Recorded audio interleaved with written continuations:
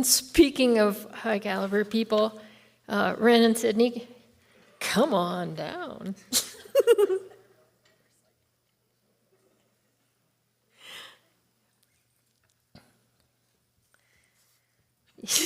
What?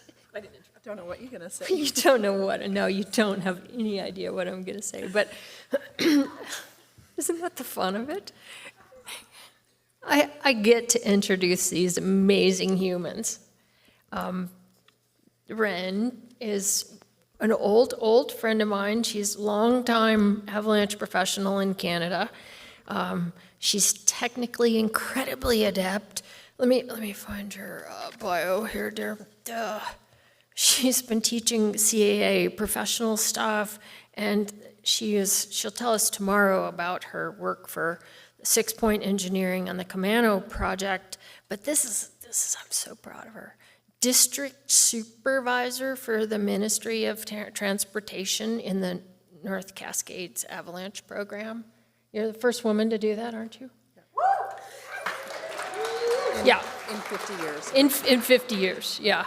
And so, yeah, not only that, but she's so badass. But Sydney, I just met Sydney. I would imagine that you're equally badass, but maybe in a slightly different realm. She's a registered clinical counselor in British Columbia who supports professionals and recreationists in the ski industry.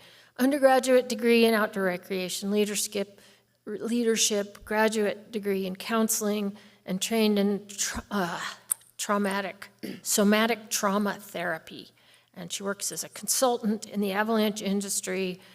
You've been on the Avalanche Hour, an operations manager for Mountain Muskox, which you guys do such great work.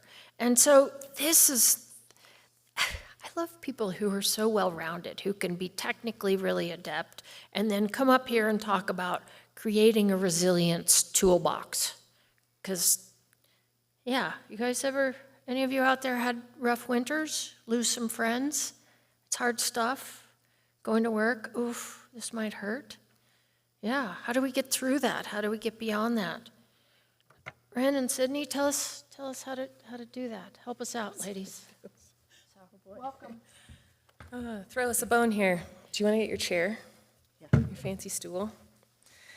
Wren and I were reflecting on how we got here, and the hilarity of the first conversation that happened was something to the tune of Wren phoning me and being like, we've been invited to come down to Jackson and speak. And I was like, call me back when you're being serious. Like, what? As we were reflecting with Pascal as well, in Canada, very different funding, very different base, and we actually need to pay $150 to present at our annual conferences. So this is a very different show, and we're insanely grateful to be here and to get to share with you some of the collaboration that we've worked through together. And, it's just, I can't really emphasize how special it felt for both of us to be on the plane, on the right wing, banking, looking at the Tetons, going like, what? It was the sunny day, not yesterday. Wren hails from living between the Kootenays and the coast, where she runs that highways program. I live on Vancouver Island, which if you get on a ferry from Vancouver for a couple hours, you get to a landmass that's like a bit bigger than Vermont. It takes about 8 hours to drive from tip to tail. And here we are, 3 airplanes later, so thank you for having us. Do you want to add anything before we dig in? Cool. We're gonna do this one. How is this? Yeah? So, resilience toolbox, it's a big ask. We'll see how far we can get. The first thing for us to start when we're talking about resilience, I also sometimes don't love the word resilience. The word capacity feels better. Resilience is like a bit, how do I bounce back and become really useful to the corporation I'm working for, where capacity is, what's the space I have to be of use to myself, my community, and others. But when we're talking about either of these things, I really want to start by addressing the fact that we can't only focus on self-care. And there's this erroneous thing going on where we talk about wellness this and wellness that, and it's very well branded, and it's kind of harmfully well branded because it's not the whole story. And for us to presume that being in this industry, we could self-care our way out of some of the realities of this industry is touching on unethical, and it's not the whole story. So today we're going to talk about something entirely different, which is how we can better understand our autonomic nervous system wiring, how we can work with the patterns in our nervous system and better understand them to be more efficient in our lives, in our work. And with that better understanding, we also have this opportunity to collaborate and bring more nervous system regulation also into our teams. Where this whole journey started for me was actually a number of phone calls. I decided to do some interviews with some folks in the industry, spanning guides, forecasters, patrol teams, people who do industry projects, and so forth, and ask them about their context, the problems that they were seeing, the solutions they were attempting, and especially the problems that were getting in the way of those solutions. And after, the shortest call with one of these folks might have been half an hour, the longest one was probably 2 hours. We started getting clear on if there could be more understanding of how we're wired and how we can work with that, and maybe some of the problems that we're bumping up against the wall, we might have a better chance at addressing. All right. So thanks again for having us. So where this started for me, I started to become a bit more aware of these concepts, but as my career has taken a few different changes, I didn't really have the capacity to dive into it too much. But the terms and these concepts are certainly becoming more normalized. I had seen Sydney's presentation that she just talked about at the CA meetings, and then becoming more aware that the stress continuum was out there. I just didn't really have the capacity to dive into it. And then ISSW and Bend last year, it was fantastic to see a lot of different information and ways that people were incorporating it into their organizations. Again, fall's pretty busy as it is for all of us. We have some CPD sessions that the Canadian Avalanche Association and the ACMG put on, and they're Zoom based now, and Sydney did one of them, and I then was finally sat down and able to look at it and thought, oh, here's somebody I can connect with in my province, and it just made it more relatable. And so I was able to reach out to Sydney and see, if she could come in and I wanted to figure out a way to work with this and incorporate it into our staff training. And so Sydney, she brings her industry experience. She has her CA level 1. She's started to go down the guiding route, and then got really fascinated by the minds of how we all work, and then switched careers. But she has a very great understanding and has worked a long time in and amongst the ski industry. And I bring, a bit of dusty mileage probably. I like to learn, and I really am committed to change. And, I know I'm going to be up here a few times over the next few days, so I hope you don't get tired of me. But I do have a varied background, from ski hills to industry. I did dabble in the guiding world a bit, and now I'm working for transportation. So hopefully, through all those years and my own experience working with rescue as well, I've certainly had my share of experiences. So back over to Sydney. Okay, so we are taking this show back on stage tomorrow for a much shorter version, and the difference between those two is today is very industry-specific focus. And we also have more time, so we have more opportunity to share some tools and practices. Roadmap for the next little bit. First, we're going to go through the nerd presentation that Wren got hooked on, get some understanding of how we're wired. We'll talk about the realities that keep the fight or flight system on, get familiar with how to turn that fight or flight system off, and then look at different ways that we can actually shift our patterns within an operation. There are a couple tools that we can work with. One of them is this personal pattern mapping one that I'll share. And then Wren's going to go into more detail of explaining what actually came out of our collaboration. So, whether you are a return visitor or first time, please allow me to introduce you to your autonomic nervous system. This is the communication channel between brain, body, body, brain.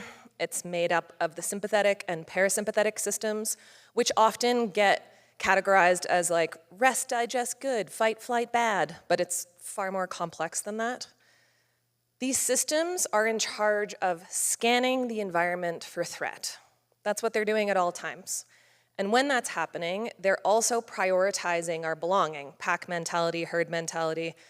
If, one nervous system goes, probably a few nervous systems are going to follow suit with that. And so this idea that we are always in response to those around us who are our environment as well as the greater environment around us. Those responses to the environment are automatic. Sadly, we can't control them. We can have an impact on our environments, but we do not get to control the automatic reactions that come out of us. So because we're working with this brain-body, body-brain interface, even just going through some of the topics that we'll talk about today and some of the awarenesses that might come into your own mind from your own experience, something comes into the brain, the physiology will respond. So that can impact our ability to stay present. And the first tool of the day that I can offer is this way of tracking our responses in the body with this tool called sifting. So the acronym stands for sensations, images, feelings, thoughts. And the ing is what am I doing? So like, do my arms want to cross? Is my foot getting a little fidgety? Do I really want to play with this pen? Do I notice I want to avoid? So just check out. This is a self-check-in opportunity as we go through the presentation and things are happening in the brain. How does your body respond? All right. The states we move through in response to the environment.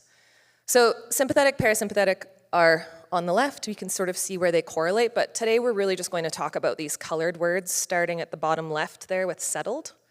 So in our settled state, this is where we actually have the rest digest. It's also where we have quality sleep. In the engaged state, this is where we feel safe, we feel social, we have the ability to connect, the ability to have fun. There's more ease when we're in this state. Then we move up into mobilized. When we're mobilized, there's more energy in the system, there's more focus, our peripheral vision actually hones in, we're doing stuff. When there's the beginnings of a presence of threat, then we pop up into survival. Survival is where fight-flight lives. When that survival drive has been exhausted, then we might actually pop up into shutdown, which is where freeze hangs out. That would be characterized by feelings of being numb, or feeling foggy, or feeling distracted. This is where coping mechanisms tend to hang out, and like shame is 99% of the time part of shutdown. On the right, the survival energy arrows, let's just note that as our environment is dictating more threat, our survival energy will go up, and as we notice our environment's feeling less threatening, survival energy will go down. So what the heck is nervous system regulation? Like, it's become a bit of a catchphrase. Oh, I'm feeling so regulated. Like, being regulated is not being calm, cool, and collected and meditated all the time. It's just being able to be appropriately calibrated to the environment that we're in. It's the nervous system's capacity to be flexible, to be adaptive, to be responsive, which might mean moving really fast and not being calm. It's the ability to then come out of that. So although we go through the many states multiple times through the day, we'll go through a simple example of a day ski touring. So we start out getting out of bed, we're in settled state, make a coffee, we hang out in the car with a friend, they're driving, they're immobilized, we're not, we're just chilling out and having some conversation, we're engaged. Throw on the gear, start to climb, now we're mobilized. Maybe we take a lunch break, slow down a bit, drop back into that engaged state, and then maybe we're heading up to our crux, we're back in mobilized. Maybe that crux is a little bit spicy, now we're in survival for a bit. Then we come out of that, immobilized, coming all the way back down the mountain until we feel safe enough again, often when we get to the car, back and engaged, cool. That's a macro example of regulation. Can you relate? Dysregulation, contrastingly, is characterized by stuckness. We don't have access to the appropriate calibration for a lot of reasons. But the point being, when we're in dysregulation, things feel more stuck, things feel more abrupt. We feel often like we need to be pushing through in order to do what we need to get done. I think it's also interesting that the symptomology between, states or the diagnoses that we become more familiar with, they line up. So, shutdown has similar symptomology to depression, and survival with anxiety. And being mobilized, that's our can't stop, won't stop friends, being stuck and mobilized all the time. And even being stuck in a people-pleasing state is not ideal. There we go. So the nuance of how we then operate between the states, like I've mentioned, is when there's threat. But that threat could be real or perceived threat. That could be there's a bear coming towards me in my campsite, or that could be I don't feel like I can be myself in this social environment. However it arises, if that threat is present, that's what's bumping us from being in a mobilized state to a more survival state, because we're responding to the environment that we're in. The environments that we're in the avalanche industry will perpetuate some of these mobilized or survival states. Here are some examples that came out of those interviews. I want to note as well that some of these are on the top correlated with survival and the bottom ones with mobilized. They could be different depending on an individual's experience. But regardless, some of these examples would be endless storm cycles, recovery missions, having a trauma history, bad flying weather, miscommunication, uncertainty, responding to constant change, being in physically demanding work, operations management, and constant decision making. That's going to keep us in go mode. And being in go mode is not bad. It's fun. That's why most of us are here. It's also where we do activities and have our adventures, and it's life at the edge a little bit, and it's required to be high functioning. The compliment in the industry of being switched on. This is the ability to be switched on. It's hanging out at this threshold. It keeps us safe. It keeps us alive. It's responding to the environment at hand. And so it's not actually problematic that we're in those states. It's just problematic that we can get stuck in being on for too long. And if we're on for too long, we need to start asking the question, what is getting in the way of us switching off? Which leads us back to many of the same examples. The things that jack us up are also the things that are going to perpetuate us staying there. So again, with operational pressure and storm cycles and decision making, but also adding maintaining public and worker safety and first response and the stressors that compound not just in one season, but over the course of a career. Demands of family and friends and not really getting to be off even when you're off. Injury management keeps us up, trauma history or PTSD experiences, and the ripple effect of incidents or accidents in the community, whether or not we're at the epicenter of them or not, we all know that that ripple effect is real. So just take a moment with that sifting tool, and as I'm rhyming off all these things, just notice what's going on in your body. Is there a little, bracing? Even as I talk about them on stage, I can witness, tension starting to build in places. This is one way that we start to track, okay, what's happening in my body? What's happening in my experience? Because I'm just aware of things that cause me to have survival energy online. So we have a really clever adaptive mechanism. It's annoying sometimes, but it's very smart.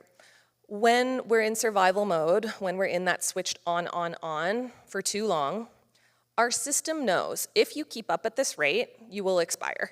It's akin to an infant crying that will cry and cry and cry and eventually stop crying because there's not energy left in the system to cry anymore.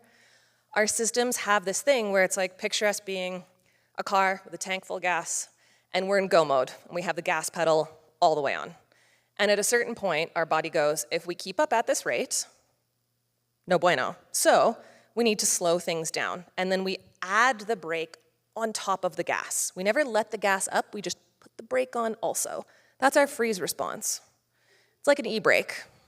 But the thing is still underneath there, so there's a lot of friction often when we're feeling into that state. And freeze rarely looks like freeze. Let's not make this an avalanche industry problem. This is just a humanity problem that most of us are operating in functional freeze for a fair amount of the time. And that's okay. We have to have our distractions and our coping mechanisms and our numbing and fair game, but let's call it what it is. There's something energetic, there's something under the surface that we're trying to manage for. And so some ways that that might look are distracting with excessive exercise and adventures, excessive courses in learning, I fall into that trap often, distracting with sex or infidelity, workaholism, and overuse of alcohol and substances. Also, on that list, none of those things are inherently bad. Like, go have a drink with a friend, sweet. Have sex, great. It's when we can't not do the thing that we might want to consider, is this becoming problematic? So freeze is helping our physiology slow down. It's a conservation strategy, but we never actually switched off. Coming out of shutdown is complicated because when we're in that shutdown, we don't get to like skip a bunch of states and just go to engaged. Unfortunately, we have to go back from whence we came. And so when we do start to feel like, oh, I'm in an environment that's starting to feel a bit safer, or I've had help and that break is beginning to lift, I'm not needing to lean on my coping mechanisms as much. Fantastic. What also happens to show up there is often a bunch of energy because the gas is still on. We lifted the brake, the gas is still there. And so we experience sometimes frustration and anger and irritation and worry and anxiety and concern. And then sometimes we go, shit, that's not what I want to experience. Bring back the coping mechanisms. I'm going the wrong way. But we actually just need to go through all of those things to keep coming down. Our society is also not very good at validating, like, oh, you're moving through anger, good work. Doesn't happen. So how do we actually switch off? We need to have less threat in the environment. That's what's going to allow the survival energy to lower. When I'm doing consulting work and talking with teams, what I'm on the lookout for is what are the things that are perpetuating that sense of onness, of that real or perceived threat, and how can we improve the environment, physical, social, or otherwise, to also lower that perceived threat. So what is this social engagement system? What are we talking about? It's a branch of the parasympathetic nervous system, the ventral vagal complex, if you want to go get geeky. Social engagement system is available in safe enough environments. We say safe enough because nothing's inherently 100% safe, but if we're safe enough, then that downregulation has more likelihood to occur. It also shifts our physiology. So when we access this social engagement state, we're able to have the heart rate lower. We're able to have the blood pressure lower. Our peripheral vision is able to open and take in the world because we're not so dead focused on the thing that we're trying to solve for. It also improves the functioning of the prefrontal cortex, which makes decision-making and problem-solving more available, really convenient for us. And it makes connection possible, makes true vulnerability possible, more self-awareness possible. So a lot of, again, our culture and our industry are not spending as much time in this state as we could be. And we need to not blame ourselves because our access to this state is something that we learn in early life. We learn and we pattern our nervous system's ability to access the ventral vagal based on our caregivers.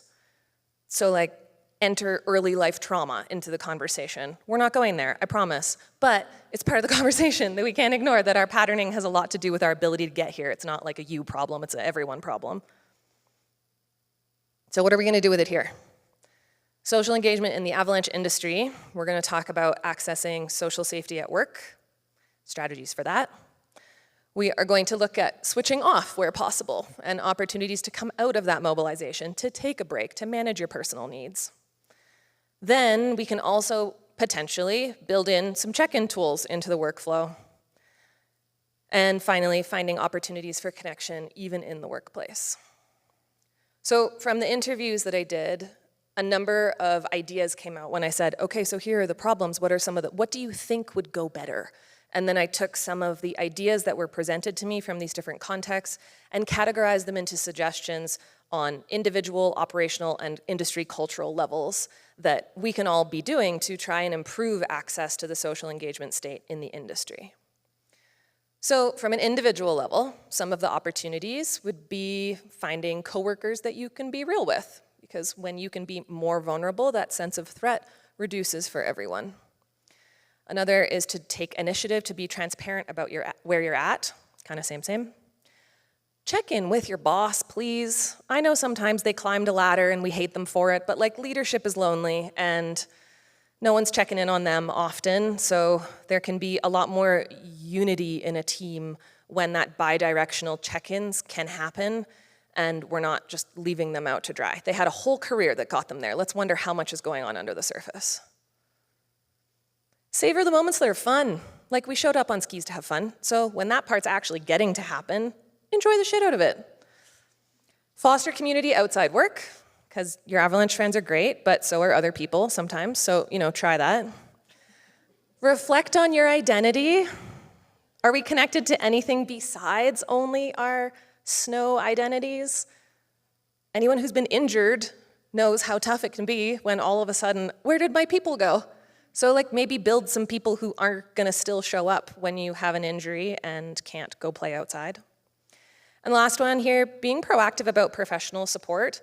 My biggest suggestion there is find the resources that you might need to lean into well before you need to lean into them. That might mean do a consult call with a therapist, which is usually free. Have them in the back pocket. Let them know what you do so that if you do need to reach out to someone, you're not hunting for someone to support you while in an acute state of distress. Okay, things we can do on an operations management or mentorship level. And I specifically threw mentorship in here because whether or not folks are holding a title or a role in management, if you're a vet in the industry, people look up to you. Your behavior matters. So this is for all those folks too. Normalize and encourage downtime. Model transparency with your own experiences or struggles. That doesn't make you weaker, that makes you more approachable. Talk about the things that have helped you stay well. Validate and celebrate people who are vocalizing their concerns. The biggest thing that can happen is someone, might voice, oh, I'm struggling with X, Y, Z, and all of us in the room don't really know how to meet them there, and so we turn it into a joke. Do we think they're gonna speak up about it again? Unlikely. So let's celebrate it when it comes up. Initiate gatherings that aren't entirely centered on booze. It can be part of it, but fewer ragers might be good.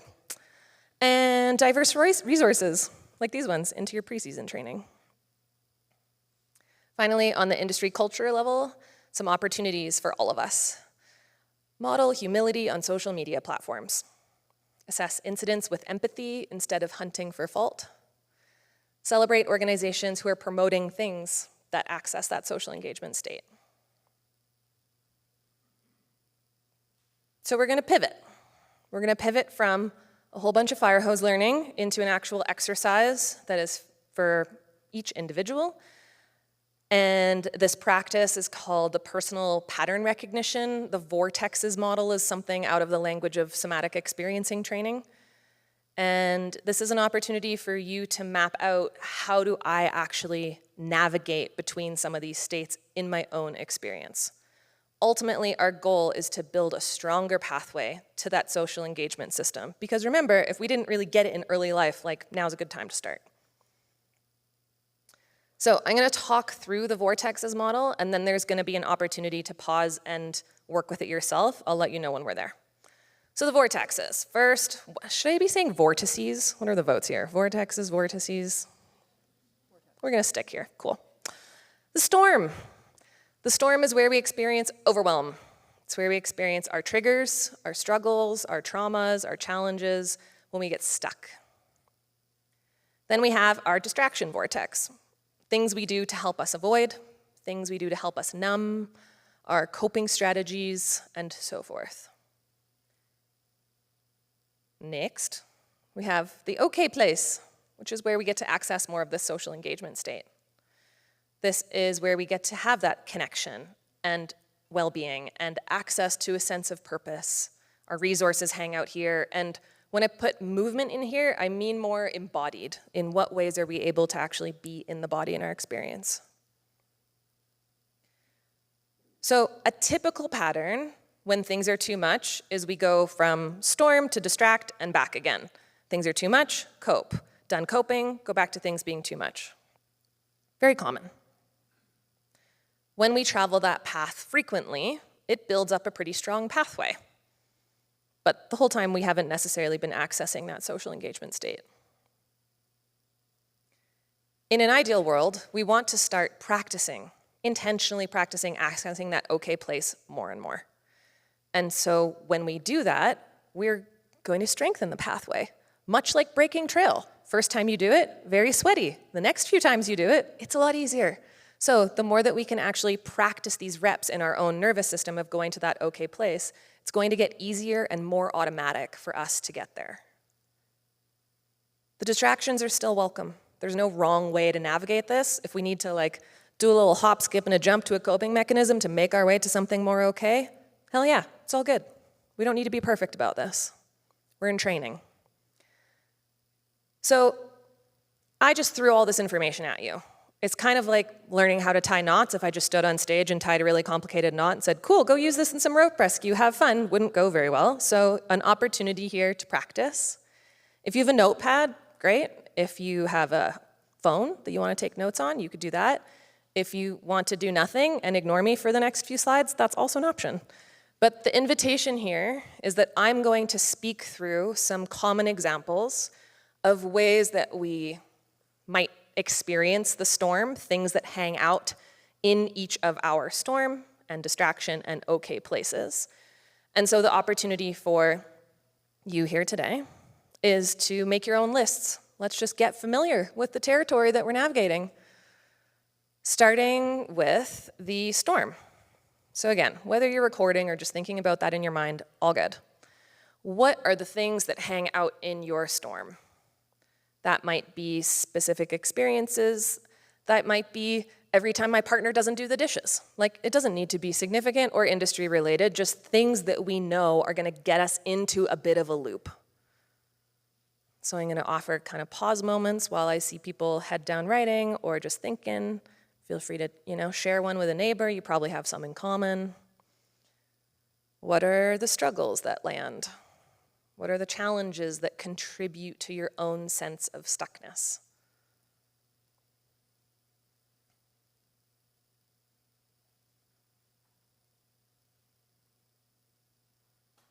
No wrong thing in the storm. Better, the devil you know. So that's why we write it down. Next, we could do a list for our distractions. What are the ways that we like to tap out or cope? I've named a few off today. We haven't named doom scrolling. That's in all of our distraction bucket, so just go ahead and write that down. What are the other ways that we numb and avoid? Do we come off of a 3-week shift and go on a 1-week traverse? Is that a distraction or does that really feel really good? Depends. And that's the thing about the distinction between distraction and okay. They can be the same things. It's what is the energy that I'm coming at it with. If I can't not do the thing, if I can't sit still, if I have to go for that run or else, I would probably put that in the distraction bucket. If it's I just really enjoy running and it brings me back into center with myself, sweet, put it in the okay place. So that's the real filter for the distraction list. Things that help you check out or can't not do.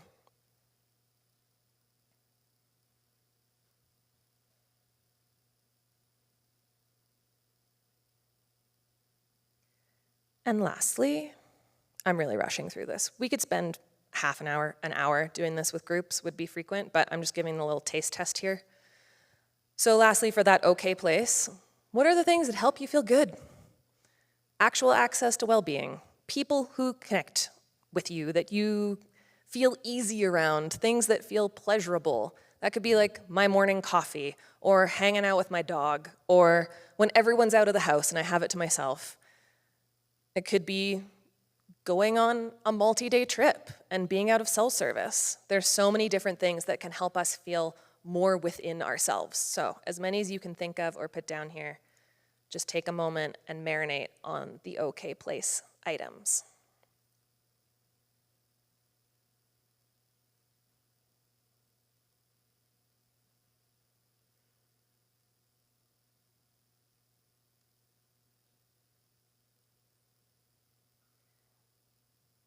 What can often happen when I do this exercise, especially the speed version, is people might get to the okay place and go okay, sure, but how do I do that in the middle of a busy season? Or I don't have enough things on that list. What else can I do? Great, we have another exercise. So, pivoting again. This is more of a body exercise. You don't have to get up, it'll all be optional, don't worry.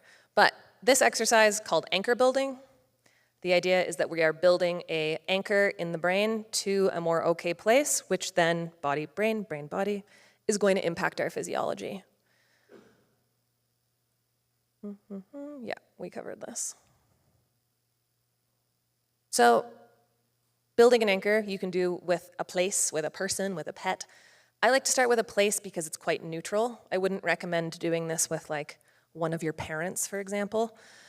But the anchor option for today, I'm going to invite you to think of a place that feels like a hell yes. Like when you think of this place, and it could be real, or you could just make it up in your brain, you feel pleasure, you feel grounded, you feel your shoulders drop a little bit. It's something that feels comfortable, okay? And then the invitation here is, I'm going to walk you through the sensory detail of being in that place. And at each pause, I'm going to invite you to notice, using the tool of sifting, what's going on in your system. You can do this with your eyes open if you like. It's sometimes easier with your eyes closed. You could close your eyes and like have a little nap and not be doing this. Your neighbor won't know. So don't worry about it. If you want to try it, I invite you to maybe close your eyes and think of this place. So first off, starting in this place, I want you to just notice, what do you see? What is in the 360 view of this place? Are you outside? Are you inside? Are there trees? What is the sky doing? What are the colors that you observe?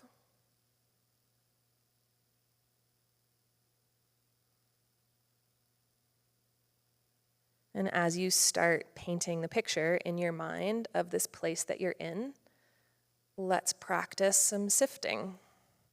So even just with visual, what are some sensations that you might notice in the body?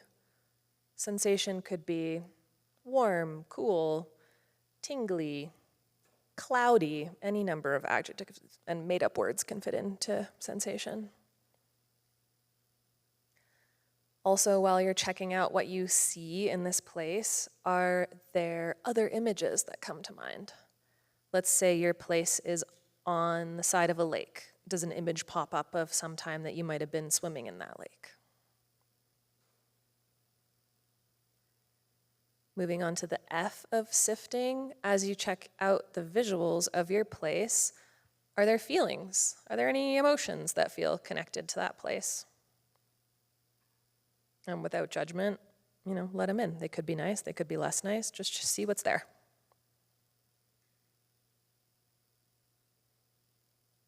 And then are there any thoughts connected with the visuals of this place?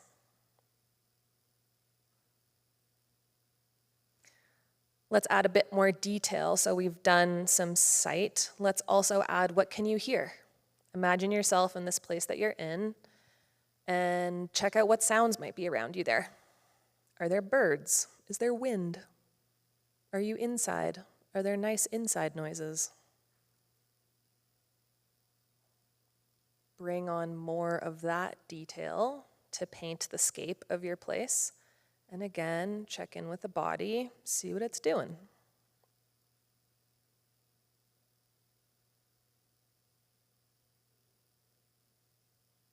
You can also add things that you might smell in that place, or taste in that place, or textures that you might touch in that place. Again, just trusting that when we bring more awareness of things into the mind, the body is going to have a response, sometimes as if we're there. And we can choose what to bring into the mind. What sensory details do you notice that you can then see, how does my body respond to this?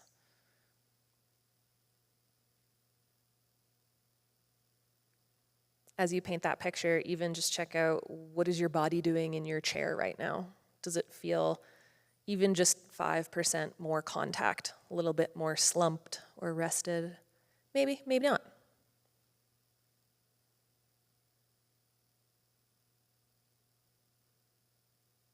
So know that this place is here if or when you ever want to come back. You can also make up another place, another time. This anchor exercise is just another tool in the toolbox. And it is a way of practicing how we visit that okay place.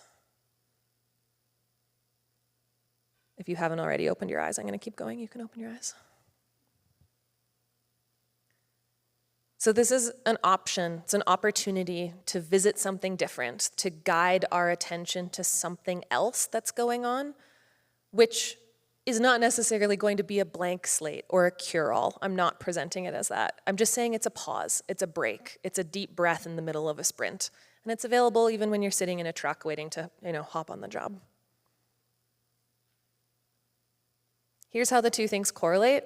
So we have our regulation pattern, and we can recognize that being regulated still includes having a storm. It's just a question of how can I switch from operating between my storm back to that okay place, and intentionally practicing that.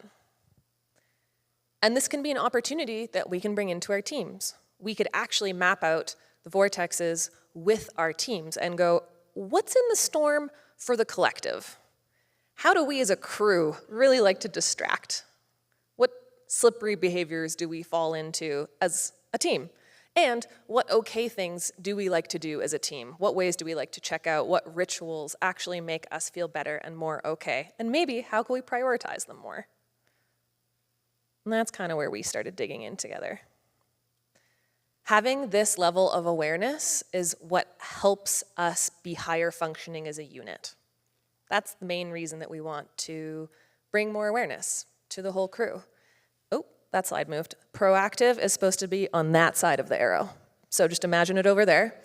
And what we want to distinguish here is when we're talking about improving our well-being in this industry, let's not use the word prevention, because we've already recognized we can't actually prevent the realities of the situations in which we work, but we can be proactive about the environments that we work in.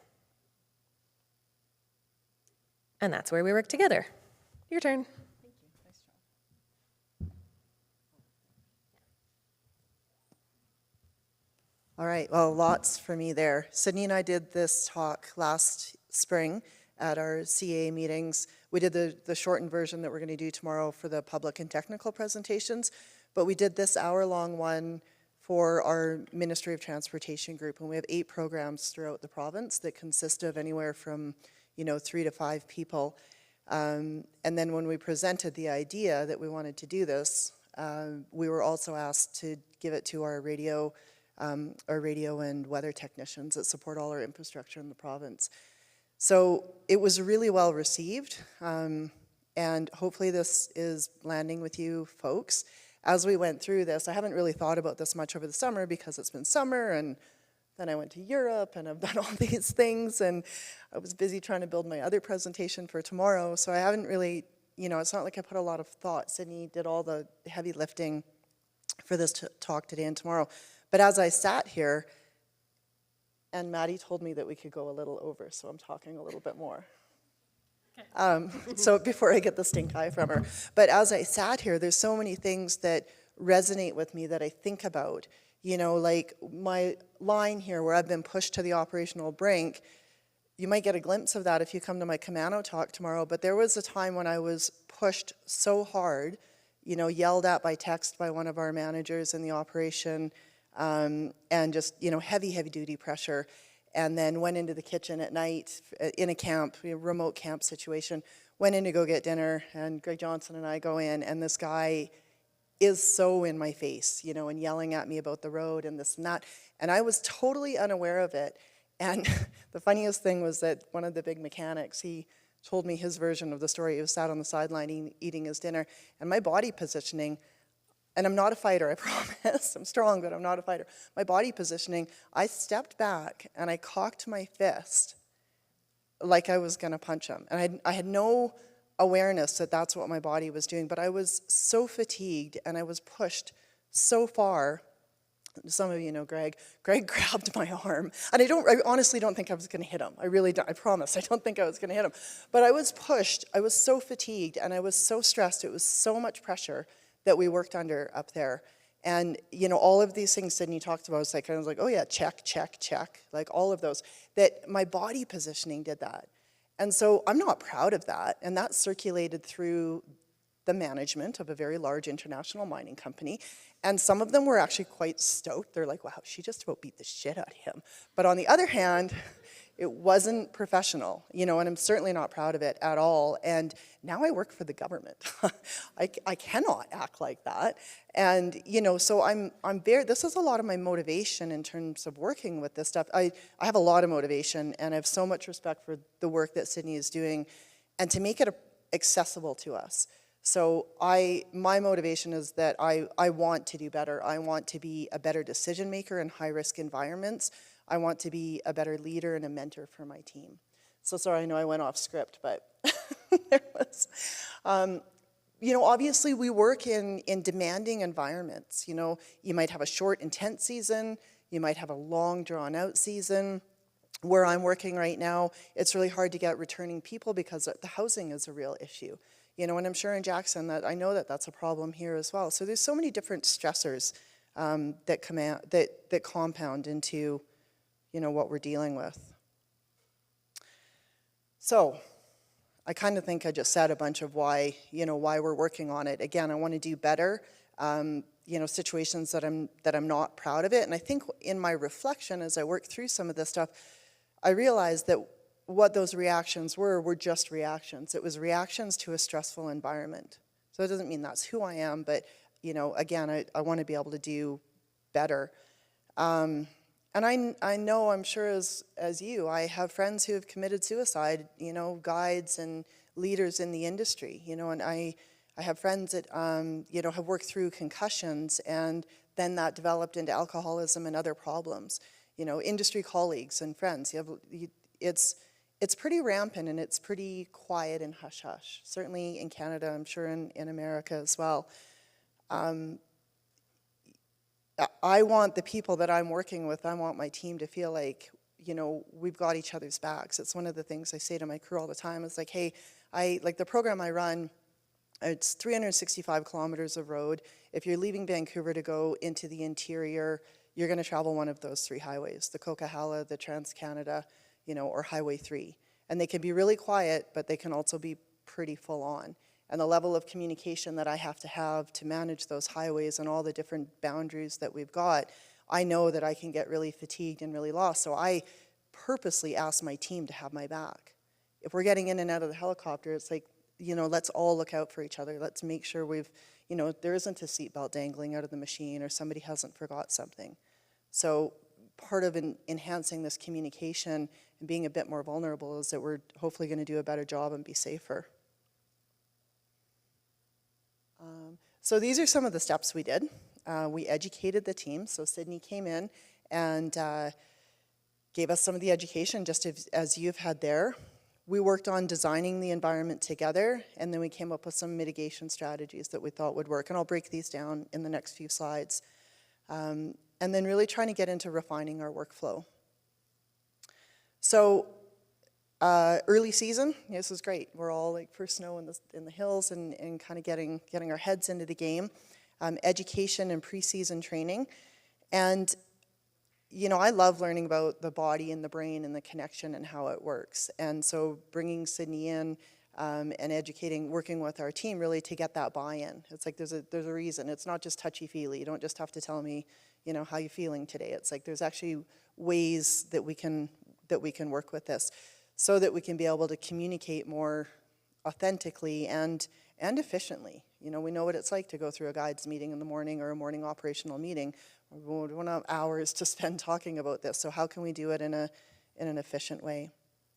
Some of this information over the next few slides you're likely familiar with, or some of the information that Sydney's presented. I look at it like a first aid course. Every time you take a first aid course, you know, you get a little bit more information. And even though some of this information will be the same tomorrow, there'll be a slightly different spin on it.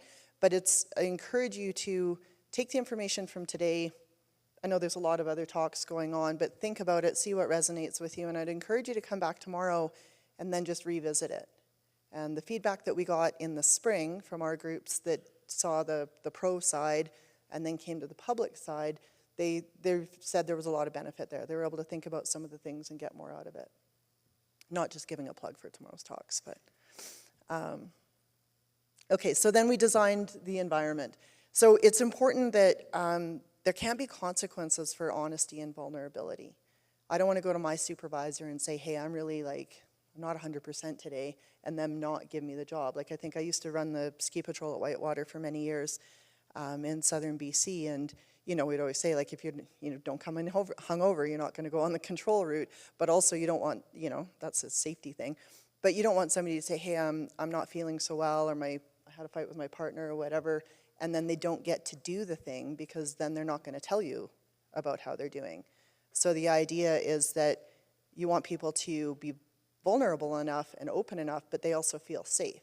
So then we can take care of each other. It's like, okay, yeah, you've got something going on. You just lost a friend a few weeks ago. What can we do to support you so that you can still do your job in a safe way? So we collaborated, and in a few points, I'm sure you can read those. I don't have to read all of those off, but just some of the things that Sydney talked about normalizing taking breaks, taking care of each other in those kind of ways. So we collaborated on some check-in tools to try to incorporate some of this information. And I'm sure many of you are very familiar with the work that Responder Alliance. They've done some phenomenal work with this. And this is a stress continuum for the team, originally created by the Marine Corps, and it's been adapted to many industries. So this was sort of the inspiration. And like I said, I had seen it but I just hadn't had the capacity to kind of dive into it and take it on. So this is what we created, and this was a direct result out of the work that was presented at ISSW in Bend last year, and the folks, Brian and Laura, that worked on this. And I think it was one of the ski areas that developed this danger scale. And obviously to us, it resonated in terms of this is a tool that we look at and that we're familiar with. So this is sort of a snapshot, and what we did is we got 3 of our different ministry programs, 3 out of the 8, and we did this training with Sydney, and we thought, well, what about this idea? And then we just brainstormed, and we just filled out this sheet, this document. And it actually was longer than this. It had more. We kind of had to condense it down so it's presentable. And it's certainly a work in progress. This was just the first start. But it creates a bit of awareness, and in particular, for me. So I noticed that, if I'm starting to feel irritable, I maybe don't have as much patience for my team or my family or whatever it is, maybe I'm in the yellow. I'm starting to be in the yellow. Or, like I said, I'm just about punch a guy. I was probably like peeking in the dark orange there. But if I can start to recognize where I am, then I can take a little bit of a look at the travel advice. For me, I'm realizing I really need to prioritize sleep and, getting some healthy exercise and taking care of myself. All of those things. So again, it's an awareness tool. So the other thing that we realized as well is we are not psychologists or counselors. And, it's one thing to ask somebody to be vulnerable, but when they really have stuff going on, like, I don't really have the tools to deal with that. I mean, sure, I have some life experience, but it's important that you create the right container. So if somebody is going to actually put themselves out there to you, how do you do that? So we asked Sydney, like, what do we do? How do we do this? How do we create this container? And so we came up with these, Sydney helped us with some really good do's and don'ts. And again, the list is actually quite a bit longer than this. This is, again, a snapshot. For those of you in supervisor roles, it can be, what did you call it? The drama? You have a term for it.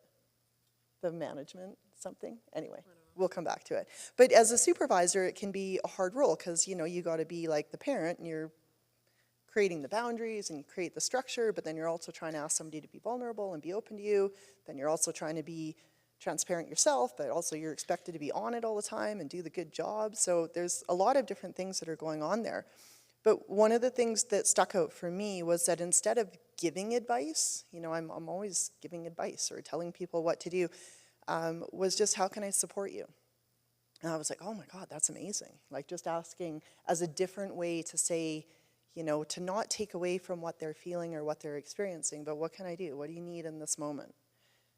So that was super helpful for us. So some of the things that we've done for our proactive mitigation strategies. So, like many of you work in transportation, we're 24/7. So it's not like when I was at Ski Hill and 4:30, lifts are shut and, go have a beer and we're all good for the night. It's like, it's always on. Encouraging rest during the day. My coworker, Nathan here, he has 2 young kids, and we have a bed in the back of our office, and he goes and takes dad naps. I'm like, whenever, buddy, you have 2 young children, you take a dad nap whenever you need. Or if we know we're going into a night shift, it's like, go home and just, get some rest. Do whatever you need to do, because we're going to go into a bunch of long days here. Encouraging checking out when we're off the clock. So we use WhatsApp as a way really to kind of timestamp some of our stuff, or if somebody's going out by themselves for road patrol at night, they can, timestamp going out, or these are my weather obs, or I've got some avalanche obs. But what we figured out is that you can silence that, which is really good, because you don't want, if you're trying to get your few hours of sleep, you don't want that pinging all the time. But you can override in your do not disturb, and you can have your favorites contact you. So if I'm trying to get sleep and Nathan's out on the road and something happens, he can just phone me and my phone will ring. But everybody else can be shut out. I don't have to hear the rest of it. What else did I want to say there? Yeah, I think that's it for that. And then some of the responsive. So again, stuff is going to happen, right? So how are we going to deal with it? So when we think back to that stress continuum and the colors on those scales, those colors are never tied to performance or inclusion into an activity or whatever we're going to do. So like in the yellow-orange doesn't mean the objectives are going to change. It just means that the team is more aware. Maybe, and it's kind of like when you think about your avalanche forecasting or your decision-making, how you're going to travel out in the field, you're creating a bigger safety buffer, can't think of the right word there. So one thing that came back from feedback, and we didn't actually incorporate this, full disclosure, it's not like we got this dialed last year. We sort of started working with it, and then some of the discussions kind of as the season went. And my goal this year is actually to incorporate it more and make it more of a, a daily thing without being cumbersome. But one of the things that came out was disclosing that you have whatever color or whatever system works for you. But let's say I'm in the yellow today, but I don't want to talk about it. Because I found for myself it was really hard, again, being the supervisor running the program, I don't want to tell my team that I don't have it together or that I don't feel ready to do something. So who knows, maybe it's like I got in a fight with my partner or did whatever, or my boss is upset about something or whatever it is. I might just say, hey guys, like something's happening, but I don't want to talk about it. And that's okay, and that's enough. And that, I thought for me that was super helpful. And then some of the strategies as well in terms of taking workload off the leaders. And I didn't just mean myself, like I meant other leaders as well in terms of, Signy's point was that they often struggle too and generally can be a quiet struggle. So some of the things that we're working on, we're a small team. So we're, 4 people on our team. So it's pretty hard to be, and I know one of the things I got from ISSW last year was that I think people had a fridge magnet system, or they had different ways that you would display, like put your color up and you could see where the team are.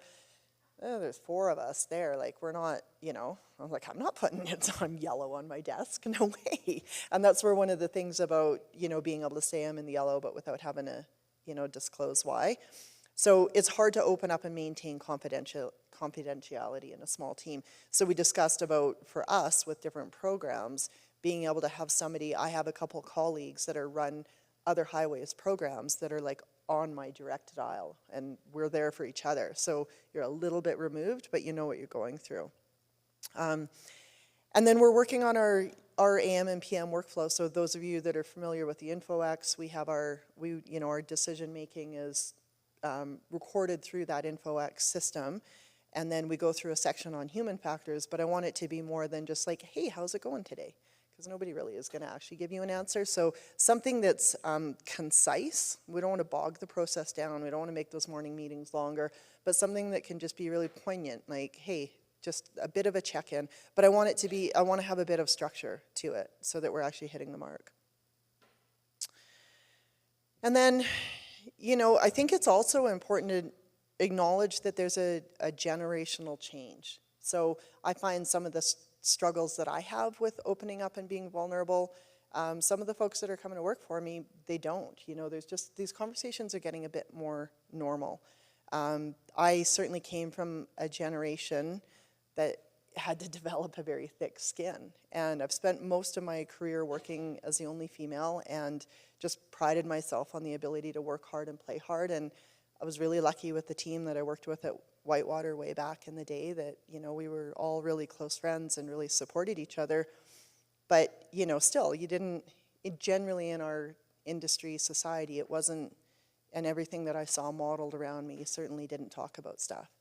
You know, friends that dealt with fatalities and then that night go and the whole team got drunk and never talked about anything and then went to work the next day guiding the whole team out there. And, you know, just those are the models that I saw. So it's been challenging for me to be vulnerable. It leaves me feeling pretty exposed, but some of the things that I've realized is that that doesn't actually necessarily have to be a weakness, whereas I was taught early on that that was a weakness, and now I'm realizing it doesn't have to be a weakness. The more open that I am, the more aware I become. And again, my motivation is that I want to be able to make good decisions in high-risk environments for myself, for my team, and now I'm responsible for the safety of the general public. So I have I'm pretty motivated to try and get it right. And then just understanding my limitations more. So again, that puts me in a better place. And honestly, I love what I do. I took vacation time to come down here to come hang out with y'all. Did I get that right, y'all? Well, trying. I'm actually available for dual citizenship. Is that the right? Available is a bad word.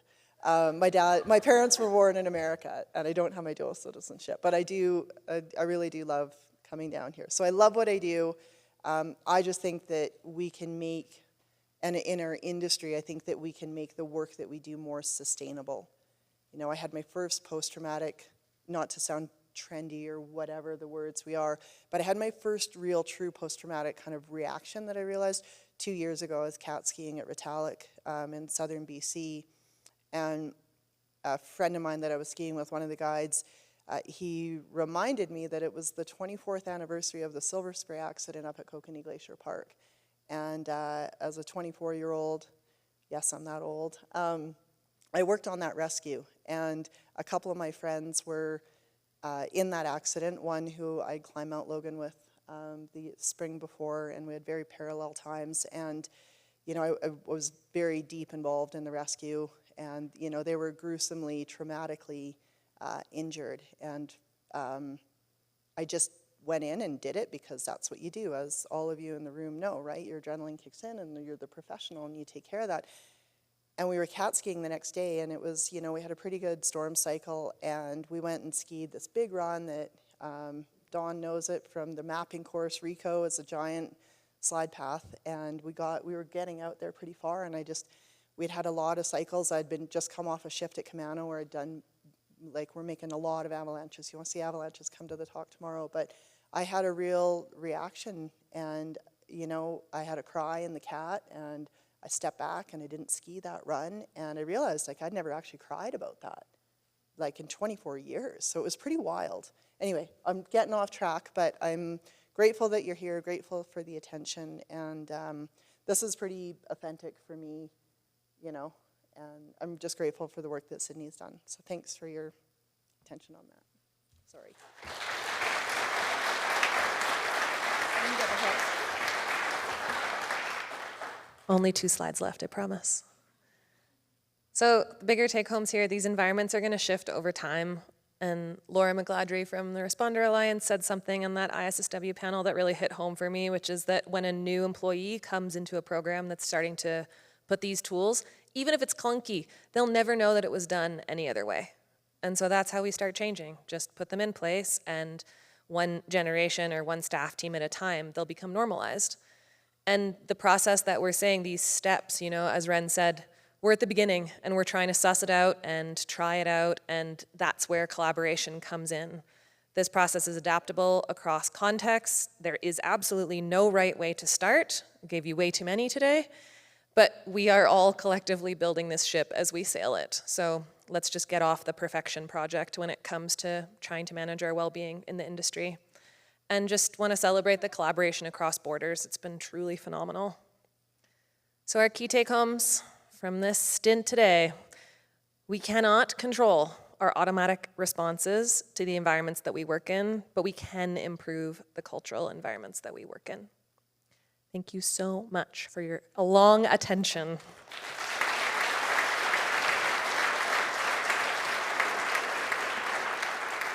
The QR code up there actually goes to a resource hub on my website. There's an audio recording of the anchor exercise. If you want 11 minutes of me talking you through it, you can find it there.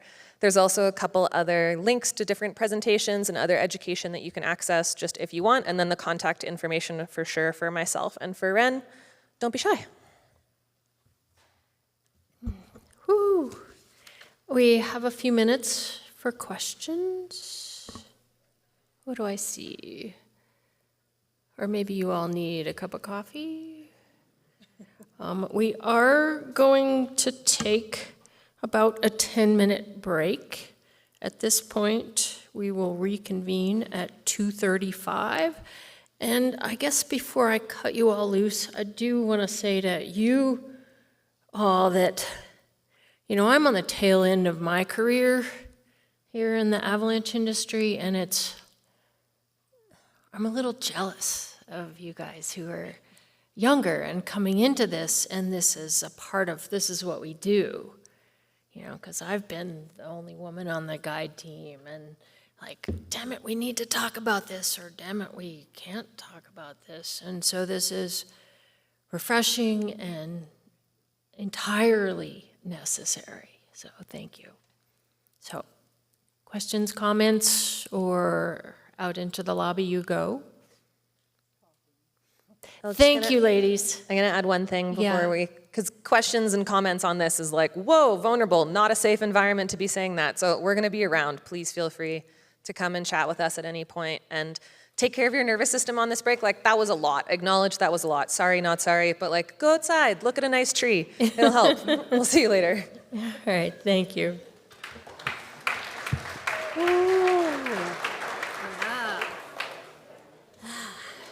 Hug your friends. Thanks for that nice words. Oh, buddy.